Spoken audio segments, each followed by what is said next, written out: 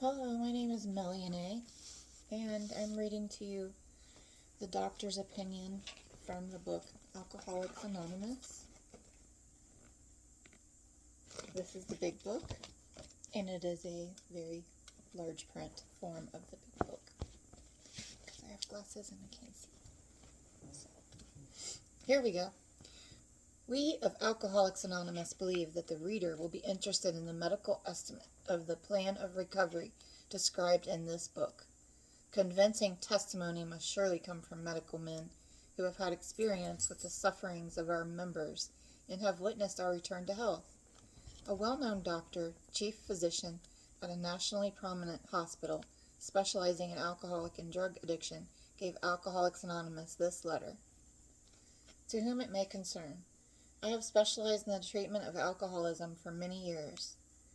In late 1934, I attended a patient who, though he had been a competent businessman of good earning capacity, was an alcoholic of a type I had come to regard as hopeless. In the course of his third treatment, he acquired certain ideas concerning a possible means of recovery.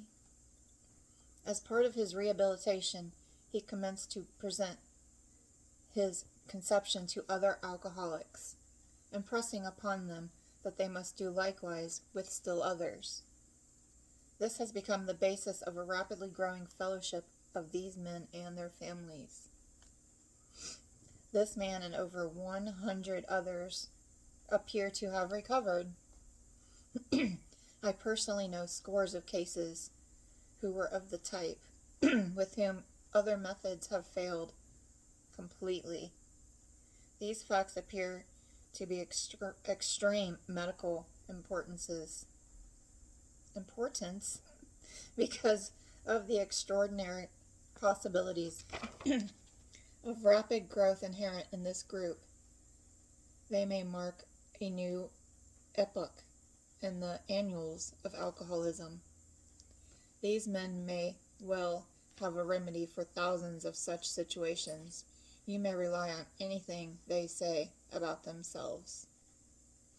Very truly yours, Dr. William Silkworth, M.D. Just a sec. Okay. The physician who at our request gave us this letter has been kind enough to enlarge upon his views in another statement which follows. In this statement he confirms what we who have suffered alcoholic torture must believe, that the body of the alcoholic is quite as abnormal as his mind.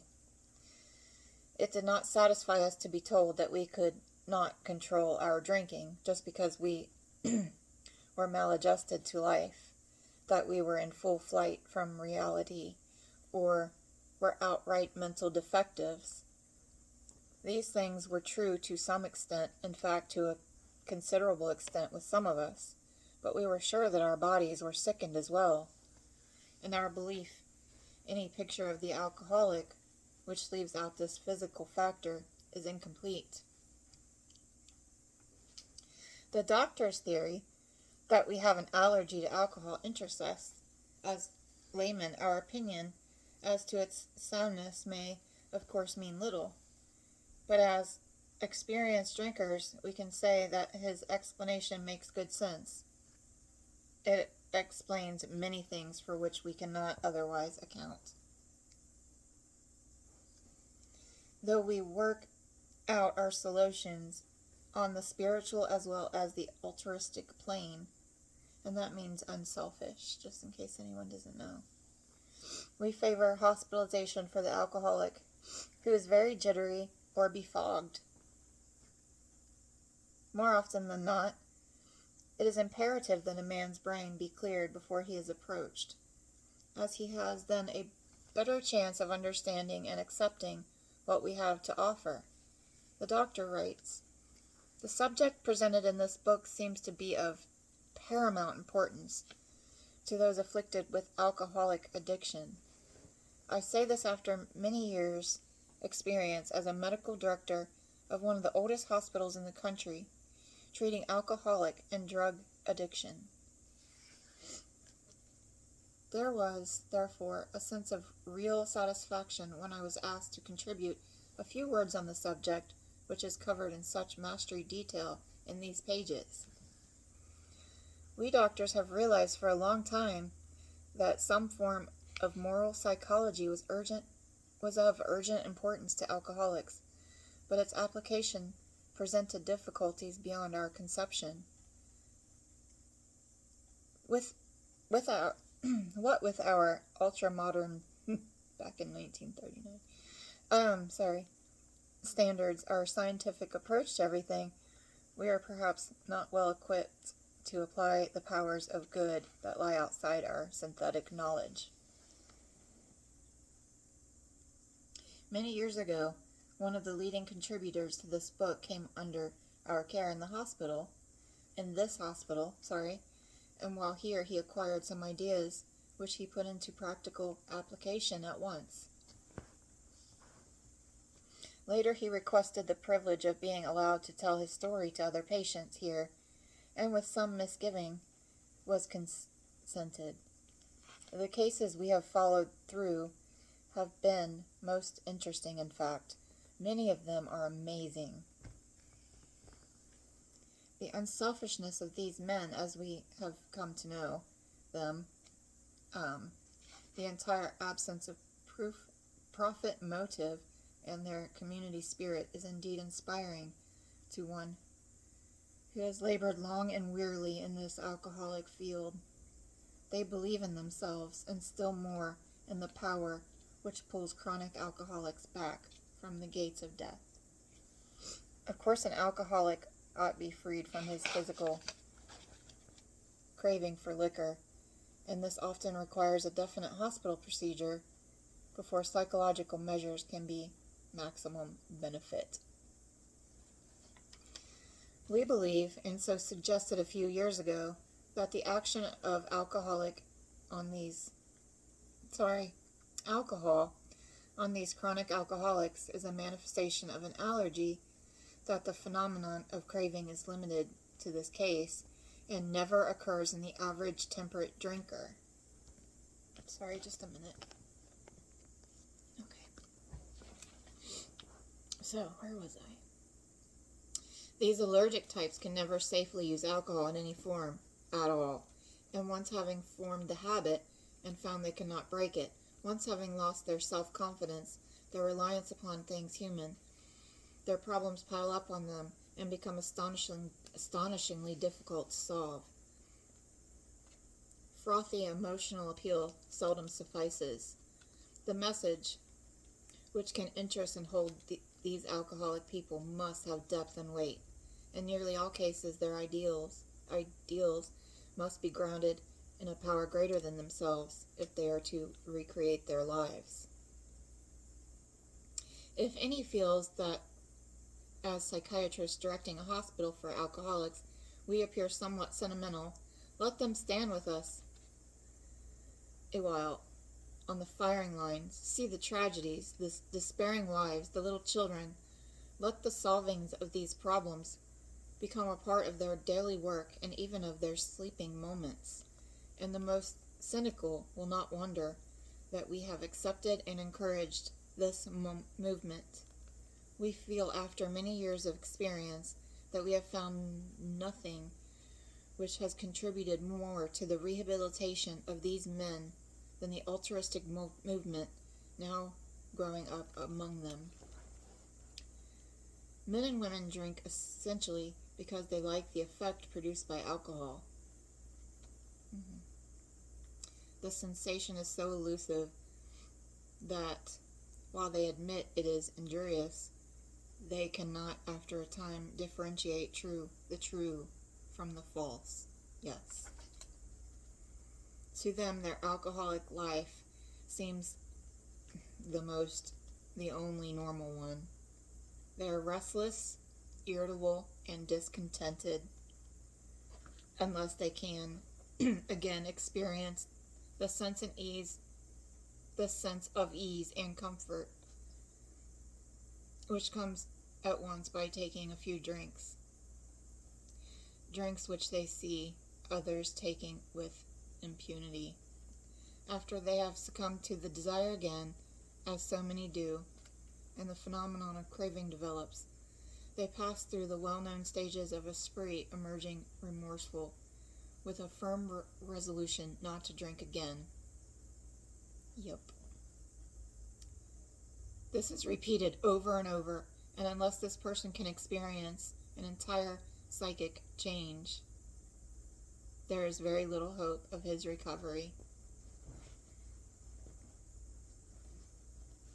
On the other hand, and strange as this may seem to those who do not understand, once a psychic change has occurred, the very same person who seemed doomed, who had so many problems, he despaired of ever solving them, suddenly finds himself easily able to control his desire for alcohol. The only effort necessary being that required to follow a few simple rules. Men have cried out to me in sincere and despairing appeal, "Doctor, I cannot go on like this. I have everything to live for. I must stop, but I cannot. You must help me." Faced with this problem, if a doctor is honest with himself, he must sometimes feel his own inadequacy. Although he gives all that is in him, it is often not enough. One feels that something more than human power is needed to produce the essential psychic change.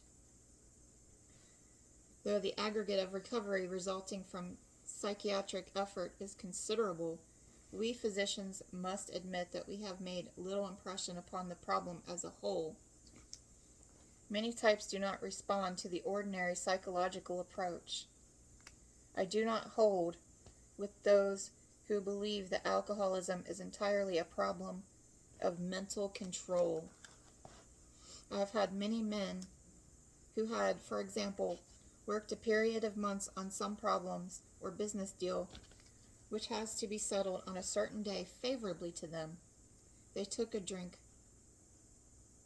or so prior to the date, and then the phenomenon of craving at once became paramount to all other interests, so that the important appointment was not met. These men were not drinking to escape. They were drinking to overcome a craving beyond their mental control.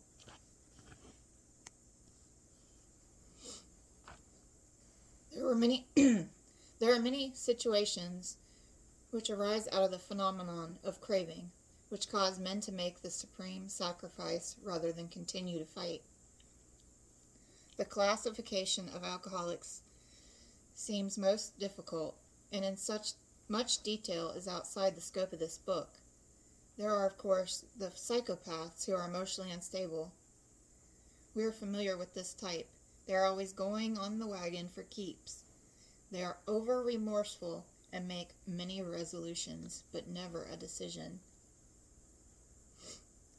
There is the type of man who is unwilling to admit that he cannot take a drink. He plans various ways of drinking. He changes his brand or his environment. There is the type who always believes that after being entirely free from alcohol for a period of time, he can take a drink without danger. There is the manic depressive type who is perhaps the least understood by his friends, and whom a whole chapter could be written. Then there are types entirely normal in every respect, except in the effect alcohol has upon them. They are often able, intelligent, friendly people. All these and many others have one symptom in common. They cannot start drinking without developing the phenomenon of craving. This phenomenon, as we have suggested, may be the manifestation of an allergy which differentiates these people and sets them apart as a distinct entity. It has never been, by any treatment with which we are familiar, permanently eradicated. The only belief we have to suggest is entire abstinence. This immediately precipitates us into a seething cauldron of debate. Much has been written pro and con, but among physicians, the general opinion seems to be that most chronic alcoholics are doomed. What is the solution? Perhaps I can best answer this by relating one of my experiences. About 1 year prior to this experience, a man was brought to be treated for chronic alcoholism. He had but partially recovered from a gastric hemorrhage and seemed to be a case of pathological mental deterioration. He had lost everything worthwhile in life and was only living, one might say, to drink. He frankly admitted and believed that for him there was no hope. Following the elimination of alcohol, there was found to be no permanent brain injury. He accepted the plan outlined in this book. 1 year later, he called to see me, and I experienced a very strange sensation. I knew the man by name and partly recognized his features, but there all resemblance ended. From a trembling, despairing, nervous wreck had emerged a man brimming over with self-reliance and contentment. I talked with him for some time, but was not able to bring myself to feel that I had known him before. To me he was a stranger, and so he left me. A long time had passed with no return to alcohol. When I need a mental uplift, I often think of another case brought in by a physician prominent in New York. The patient had made his own diagnosis and, deciding his situation hopeless, had hidden in a deserted barn, determined to die. He was rescued by a searching party and, in desperate condition, brought to me. Following his physical rehabilitation, he had a talk with me in which he frankly stated he thought the treatment was a waste of effort unless I could assure him, which no one ever had, that in the future he would have the willpower to resist the impulse to drink. His alcoholism, I'm sorry, that was not correct. His alcoholic problem was so complex and his depression so great that we felt his only hope would be through what we then called moral psychology, and we doubted if even that would have any effect. However, he did become sold on the ideas contained in this book. He had not had a drink for a great many years. I see him now and then, and he is a fine specimen of manhood as one could ever wish to meet. I earnestly advise every alcoholic to read this book through and through.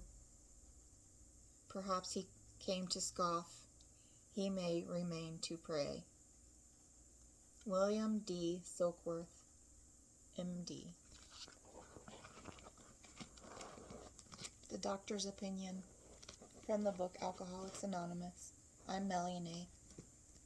Thank you for being with me this morning.